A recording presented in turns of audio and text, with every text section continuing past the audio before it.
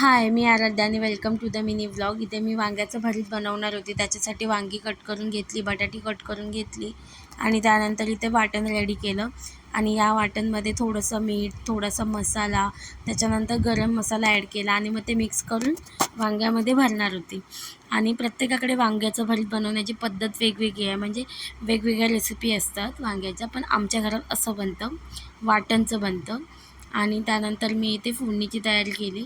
त्याच्यासाठी मी तेल, त्याच्यानंतर कढीपत्ता, लसूण, कांदा, टोमॅटो ते सगळं मिक्स झाल्यावर त्याच्यामध्ये हळद, पुन्हा मसाला आणि त्याच्यानंतर टोमॅटो टाकून घेतला आणि मग त्याच्यामध्ये भरलेली वांगी सगळी मिक्स करून घेतली.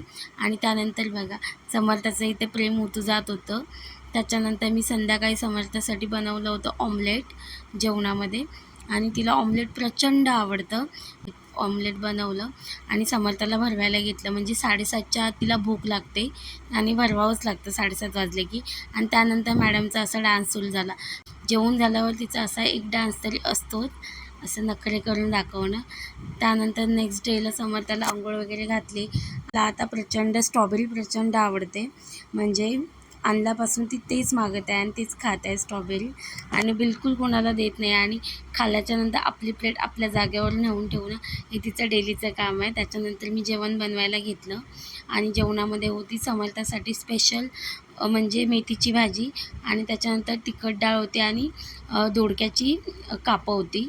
खूप छान होतात दोडक्याची कापं, मला खूप जास्त आवडतात. त्यानंतर इथे समर्थासाठी कढई छोटीशी आणलेली होती.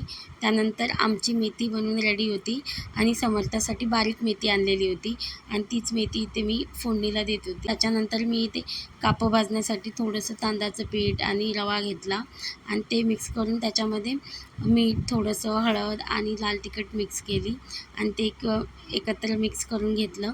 तोपर्यंत इथे समर्थाची पण मेथी बनवून रेडी होती आणि इथे माझी कापं पण बनवून रेडी होती. खूप छान होतात, टेस्टी लागतात ही कापं आणि डाळ पण फोडणीला दिलेली. त्यानंतर असा काहीसा होता आमचा आजचा मेन्यू.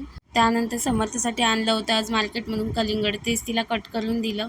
ह्याच्या आधी तिने कधीही कलिंगड वगैरे खाल्लं नाही आहे. आंबा तिने खाल्ला आहे, म्हणजे आम्हीच दिलं नाही आहे तिला, सर्दी होते म्हणून. त्यानंतर तिचं बघा, पहिलं फळ बघितल्यावर एक्साइटमेंट तर खूप होती तिला. जाऊन तिने खाल्लं, खूप आवडलं तिला. तशी ती सगळ्याच गोष्टी आवडीने खाते आणि त्याच्यानंतर आम्ही पण एन्जॉय केलं कलिंगड. सो आजचा व्लॉग इथेच एंड करते. बाय.